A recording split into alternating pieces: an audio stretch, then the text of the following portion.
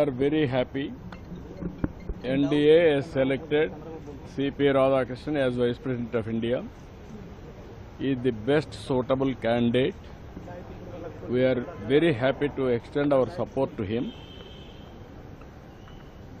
Telugu Desam joined NDA before elections.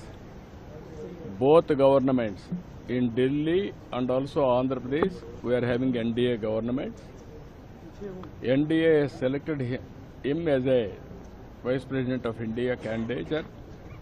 Naturally, we are very happy. Apart from that, he is a gentleman. He is also very, very patriotic. He is going to bring pride for our nation.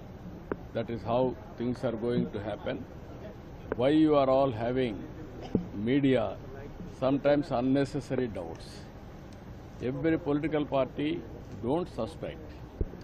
Even this alliance is before election. We are together.